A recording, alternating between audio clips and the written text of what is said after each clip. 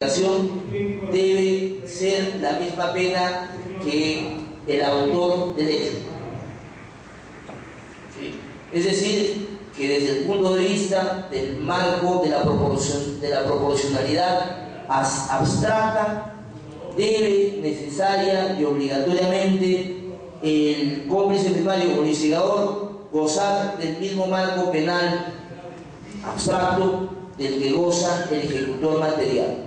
Pero yo creo que una posición de ese tipo no necesita ni siquiera ser planteada, porque se infiere de manera directa de las palabras de la ley.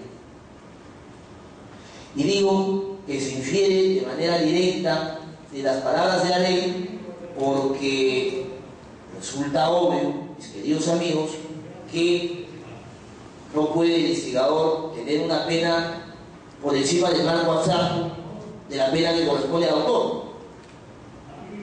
Lo correcto, lo adecuado, lo sensato desde el punto de vista proporcional es dar determinados criterios vinculados al principio de proporcionalidad. Por ejemplo,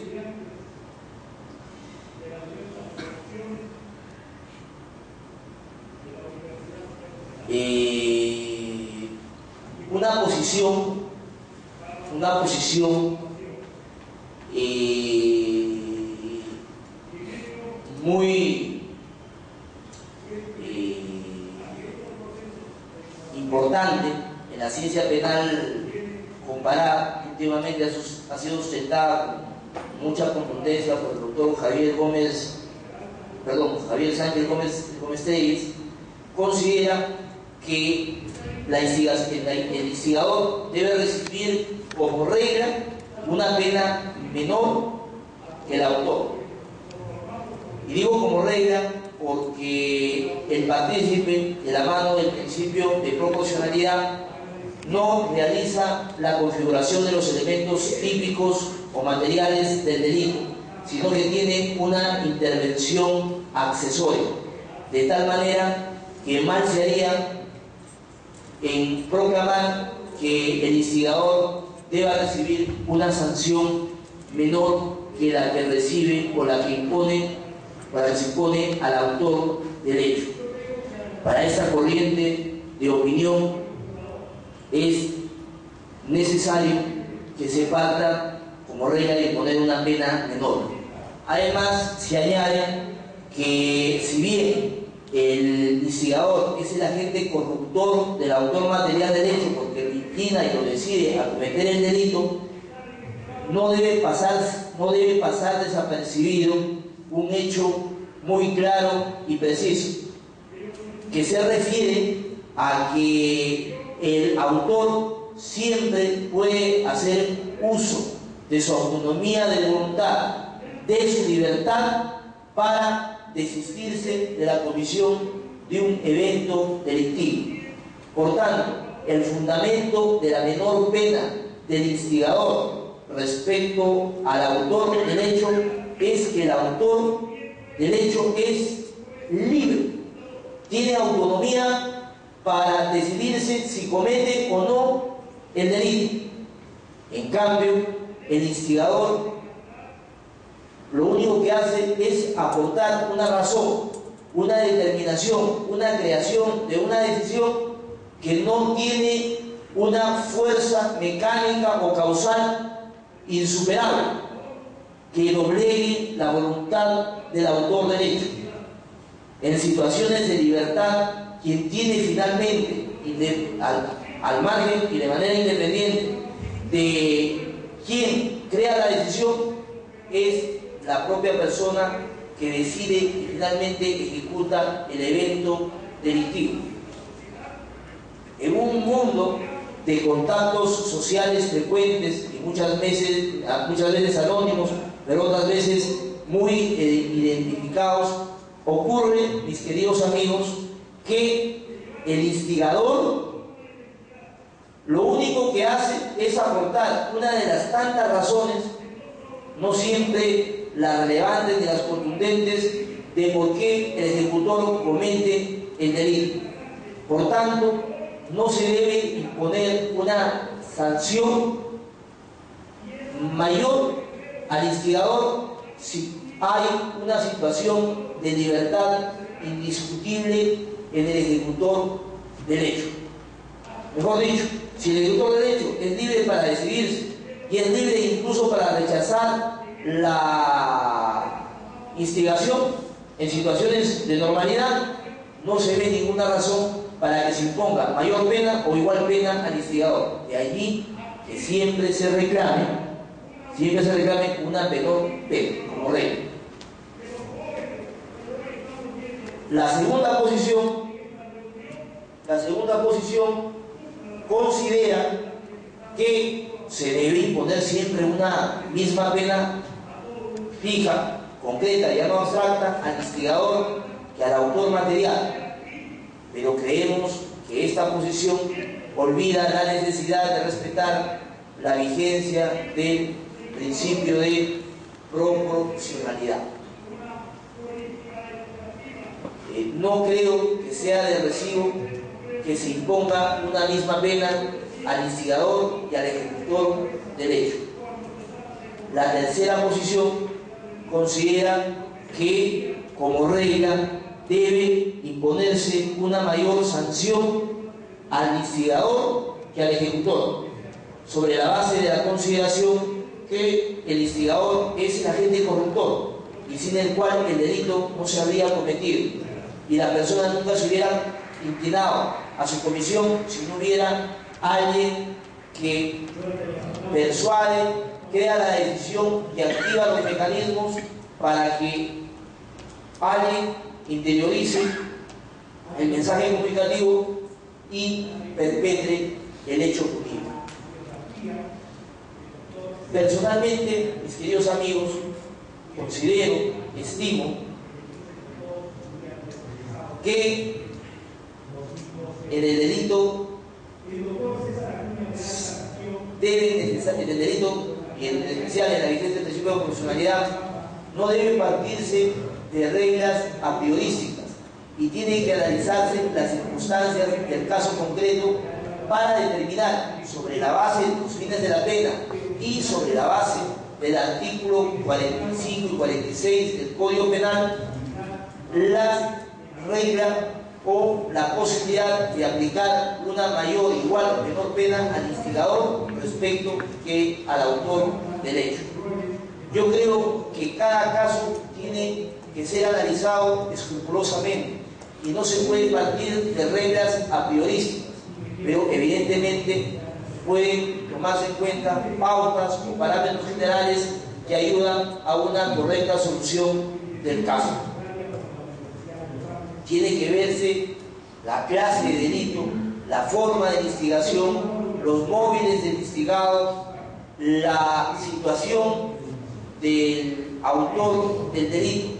No es lo mismo, por ejemplo, instigar a una persona con una formación educativa importante, sólida, con una socialización adecuada, que una persona vulnerable socialmente. Y cuando hablo de vulnerable socialmente me pongo a pensar a una persona con debilidad de carácter, con déficit educativo, con déficit de sociabilidad. Evidentemente es mucho más fácil corromper o convencer a una persona de esas últimas características que a una persona de las primeras.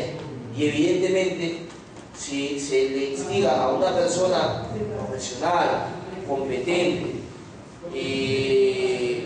con estudios superiores, que tiene una sociedad adecuada, evidentemente no se puede pensar que en este caso el instigador deba recibir una mayor pena que el autor. El autor es responsable, es mucho más libre, mucho más formado y puede rechazar cualquier acto de instigación. Pero, por ejemplo, cuando la decisión del delito se crea en las personas con déficits estructurales, educativos, sociales o lo que fuera, evidentemente la responsabilidad del ejecutor, del instigador, es mucho mayor. Tiene que verse también los móviles en la instigación. Todos estos criterios, mis queridos amigos, nos hacen recordar que la distinción entre cómplices y también de instigadores tiene una enorme relevancia en la determinación judicial de la pena. Yo creo que la dogmática penal, no solamente peruana, sino comparada, tiene enormes vacíos argumentativos en cuanto a la fijación de las consecuencias jurídicas y en cuanto de la pena a imponer a los partícipes, instigadores y cómplices respecto a los autores. No puede permitirse en un Estado constitucional y de derecho, mis queridos amigos, que se impongan sanciones equivalentes o sin una justificación adecuada, como si fuera una suerte de lotería penal, a los partícipes, cómplices e instigadores respecto a los autores. Toda pena tiene que estar debidamente justificada y toda motivación de la determinación judicial de la pena debe cumplir con 3 requisitos. En ese sentido, mis queridos amigos, yo tengo una posición muy radical, casi incendiaria. Sería un subversivo del derecho penal, porque estamos hablando del senderismo. ¿Qué pasa?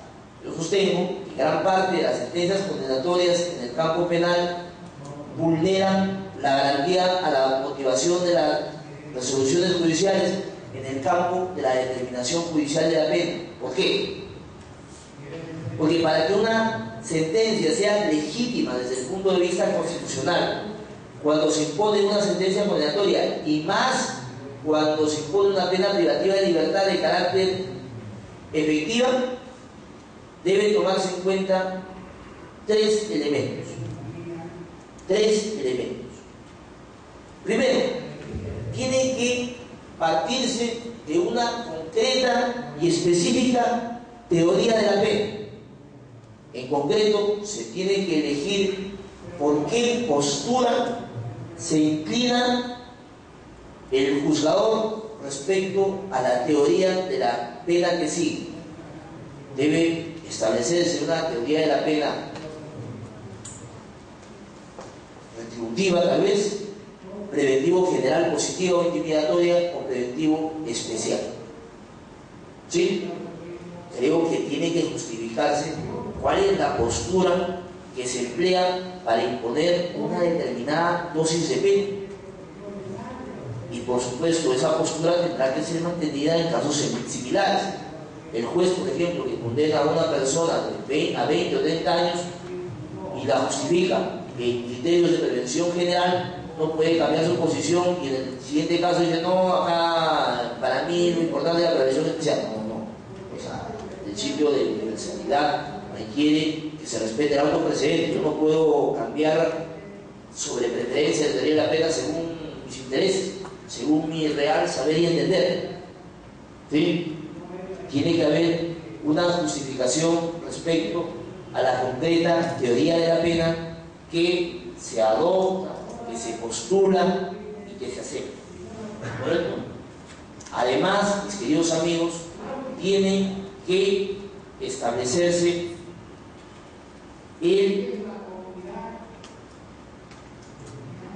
los criterios referenciales obligatorios del artículo 45 y 46 del Código Penal. No puede aplicarse una determinada pena al margen del artículo 45 y 46 del Código Penal. Más aún, si el artículo 46 señala obligatoriamente que el juez deberá fundamentar la pena en los siguientes criterios, los 10 criterios, que deben ser seguidos de manera rigurosa. No puede haber una imposición de una pena sin aplicar al caso concreto y de manera adecuadamente justificada los criterios inscritos en el artículo 46. No constituye una motivación suficiente, mis queridos amigos, el acudir a criterios de motivación superficiales como dada la gravedad del hecho. ¿Cuál es la gravedad del hecho? la repercusión social, que a la persona le dolió o no le dolió. No se puede tampoco escudar como la determinación judicial de la pena en la infracción de los deberes infringidos. ¿Cuáles deberes? ¿Cuáles deberes? No se puede aceptar como constitucionalmente legítimo que se sostenga que dado el daño al bien jurídico. ¿Pero cuál bien jurídico? El bien jurídico nunca sufre daño. El que sufre daño es el objeto de la acción. El bien jurídico es simplemente abstracto.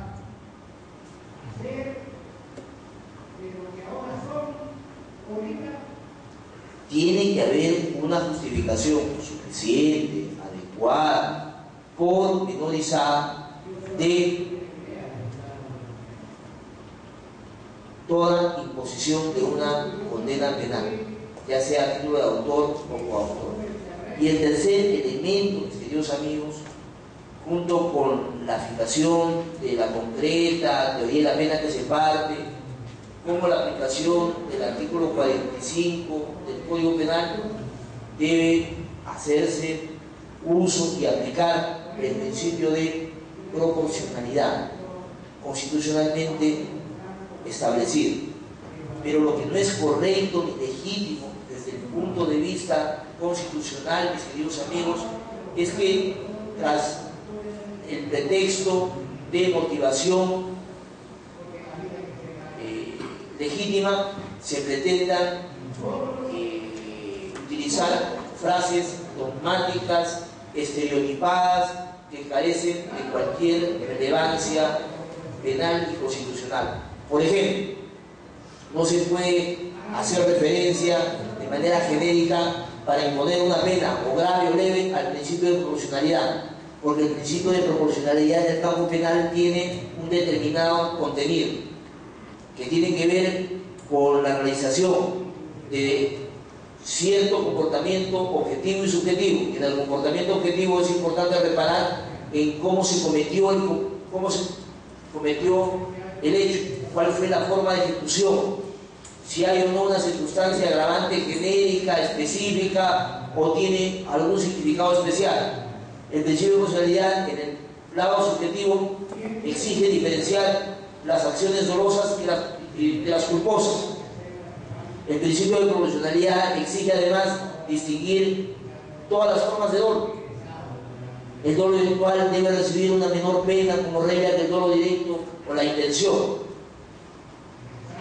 Cuando no hay un control del riesgo, la pena podrá ser menor tal vez, pero no se puede justificar una condena penal con la mención genérica al principio de proporcionalidad, porque el principio de proporcionalidad tiene contenido, repara en la acción, en el modo de ejecución, repara en el elemento subjetivo dolo, en los móviles, en la especial configuración de la relación causal, en el daño, en la lesión al bien jurídico, en el daño colateral, en el comportamiento subsiguiente.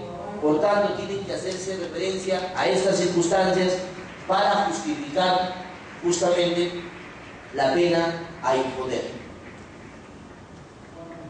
Lamentablemente, mis queridos amigos, hay un completo olvido de esta materia. En todo caso, yo a ustedes les invitaría a que puedan revisar y que puedan tomar en cuenta los desarrollos que sobre teoría de la motivación, sobre la motivación de la determinación judicial de la pena se encuentran en la sentencia del caso Fujimori impuesta por la vocalía de instrucción.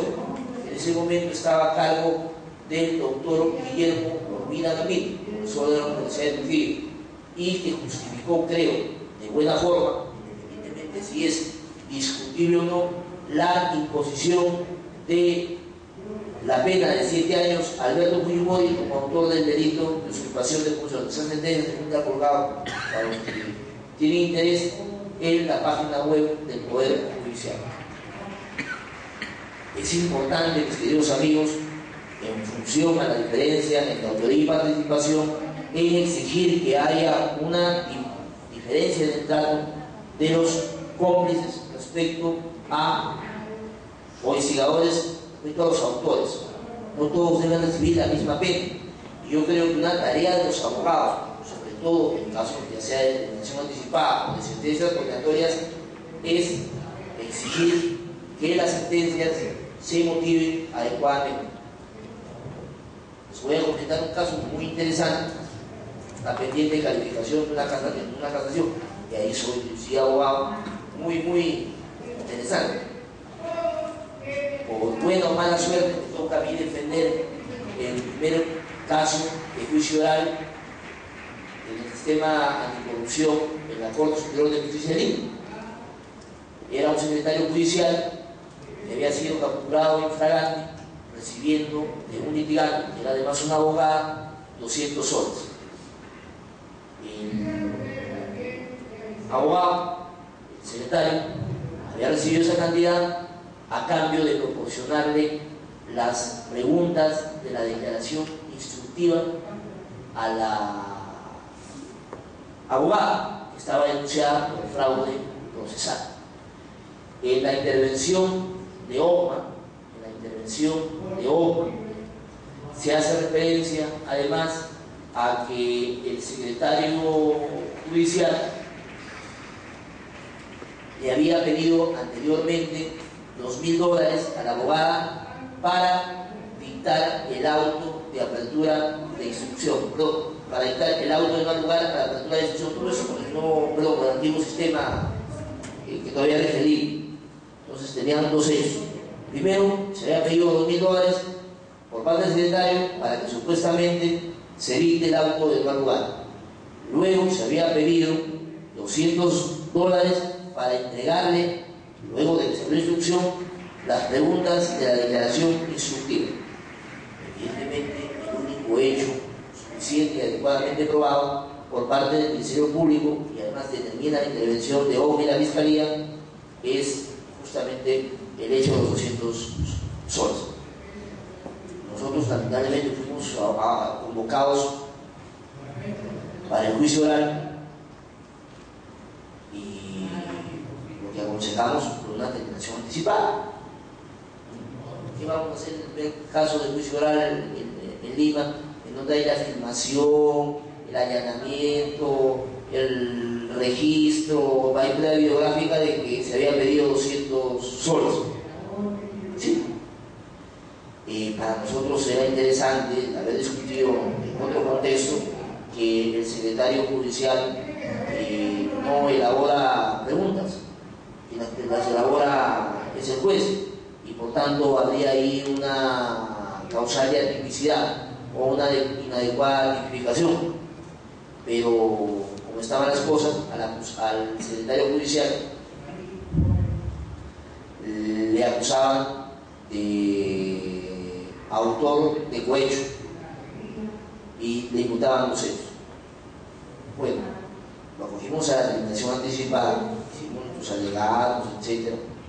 Y como recién nos incorporamos a la defensa, luego de fenecido el periodo de la etapa intermedia, pedimos, ya instalado la audiencia, que se nos permita aportar determinadas pruebas que buscaban acreditar que el secretario judicial, el patrocinado, debía recibir una pena menor a la pedida por el Ministerio Público en orden a aprobar la determinación judicial de la pena. Habíamos presentado la partida de nacimiento de sus 3 hijas, habíamos presentado certificado y la constancia de estudios de sus 3 hijas, que eran muy buenas alumnas. Habíamos presentado su partida de matrimonio, habíamos presentado también la información de registros públicos que señala que carece de propiedades, etc. Y también su certificado de antecedentes penales. El juez señaló que como ya había concluido la etapa intermedia, que había vencido la etapa de presentar pruebas, declaró admisible el pedido de aportación de prueba. Por supuesto, dice autor, yo puedo cambiar de opinión cuando lo escucho al fiscal presentar su caso, que no es lo que ha ocurrido. Como recién me incorporo al proceso, o al juicio, yo no puedo, si no en esta etapa, ver lo más conveniente, y yo creo que se debe actuarse la detención anticipada, y por eso recién ofrezco prueba. Bueno,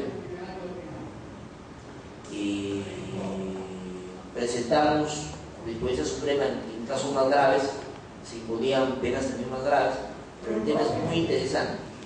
Al final, le planteo y pido al al juez que tome en cuenta que hay un problema de calificación jurídica grave y de atipicidad en el primer hecho planteado por el fiscal.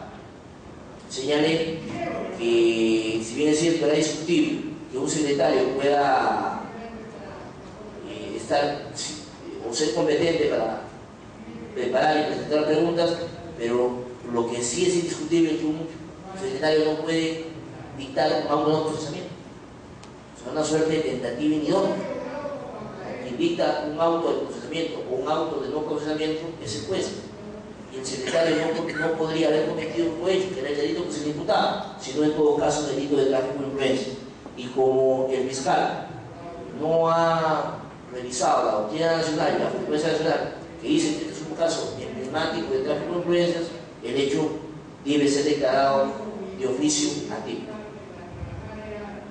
El juez no aceptó la posición de la defensa, consideró que este medio de defensa fue introducido tardíamente y le impuso la pena de 4 años, 3 meses, 20 días. La aplicación del acuerdo plenario que corresponde. Fuimos a sala y presentamos ahí la apelación en donde incorporábamos los medios de defensa que el juez nos había entregado. Y la sala, muy correctamente, por supuesto, nos admite todos los medios de prueba, tanto al momento de presentar la apelación como al momento de ingresar al juicio, en segunda instancia. Contento, dije, no sé si le dan pena suspendida a mi patrocinado, pero por lo menos me dan la oportunidad de discutir una pena menor. Entonces entramos con el fiscal superior a razonar y a polemizar sobre el juicio de admisibilidad de las 7 pruebas que presentamos. Nos aceptaron 6 y una nos desistimos. Entonces, ya un poquito con la confianza de que nos podía ir mejor, sustentamos nuestra posición. Y claro, el fiscal señaló que en mi teoría del caso, en mi apertura del alegato, nunca había señalado la tipicidad del primer hecho respecto a cobrar $2.000 para dictar un auto de apertura de instrucción. Le dije, señor fiscal, yo no necesito ni siquiera invocar, por una razón sencilla: es el principio de legalidad lo que está en juego, y por la axioma del iuris non incuria, si yo no lo invoco, usted tiene que aplicarlo obligatoriamente. Por último, le digo, si a una persona que se acoge a la determinación anticipada la pueden absolver, con mayor razón le pueden declarar atípico un hecho.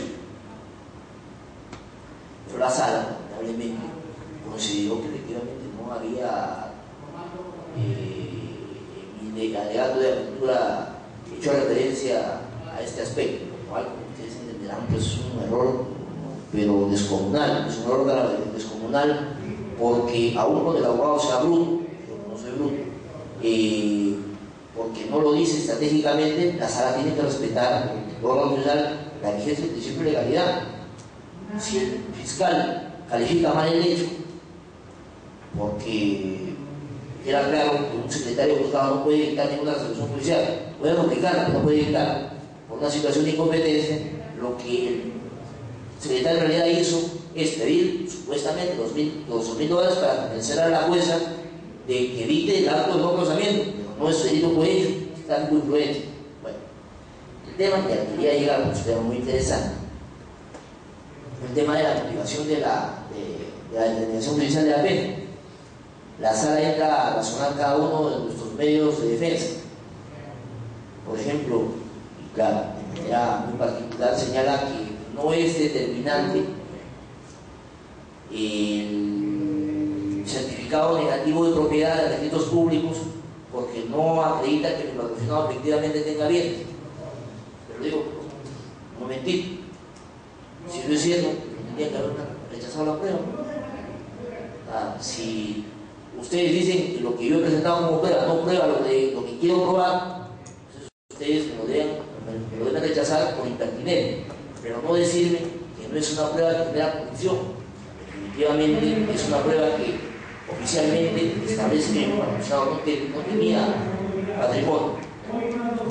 Lo más gracioso y lo particular es que los dos magistrados, que en mayoría rechazaron los medios probatorios, señalan que el hecho de que se tenga familia es un criterio referencial y que no genera convicción.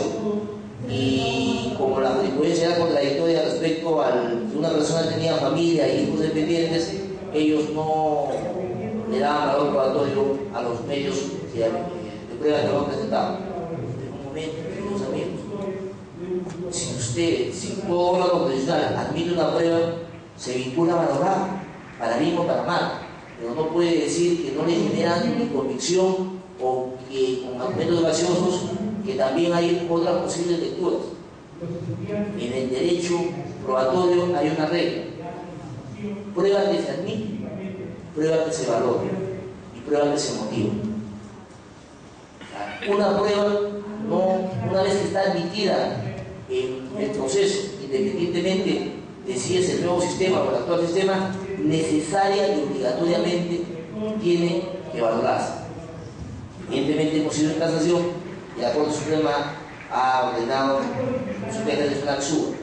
Ojalá, mis queridos amigos, el desarrollo jurisprudencial sea el adecuado, porque va a fortalecer al sistema de justicia respecto a la necesidad de motivar la determinación judicial de la pena. En el Perú, como en muchos países de América Latina, hay una suerte de timba, de lotería, de moneda al aire respecto a la pena privativa de libertad o a la pena que se impone a una persona cuando se dicta el veredicto condenatorio, lo cual, como repito, es ilegítimo desde el punto de vista constitucional.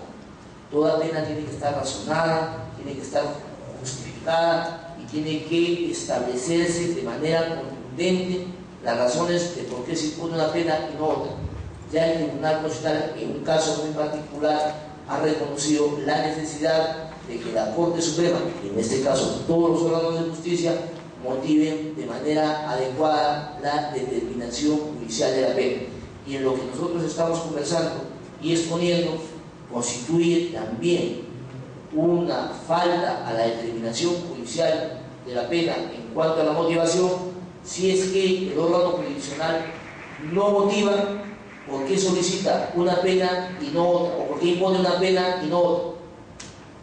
Y uno de los aspectos más interesantes, ya que el doctor está acá presente, que es el distinguido fiscal, creo que ese deber también se debe llevar al Ministerio Público. El Ministerio Público tendría la obligación constitucional de motivar y justificar por qué pide una determinada pena y no otra. Creo que solo así podemos mejorar nuestro sistema de justicia y lograr desarrollos plausibles de manera compatible con el Estado constitucional que según nuestro texto político somos, y con la vigencia de respeto a los derechos fundamentales. Yo voy a hacer llegar, mis queridos amigos, al Instituto, a INSEGA, unos artículos que escribí sobre complicidad y sobre algunas formas de participación para que ustedes lo tengan como materiales de lectura si lo tienen a bien. Y voy a tratar también de hacer llegar, espero que con la coordinación pertinente me lo hagan recordar, alguna jurisprudencia muy relevante de la Corte Suprema sobre autoría y participación. Bueno, en todo caso les agradezco el tiempo dispensado y siempre agradecido de venir a la ciudad de Chiclayo, una ciudad muy linda y agradable que en mi vida personal y profesional me han dado tan buenos recuerdos. Muchas gracias.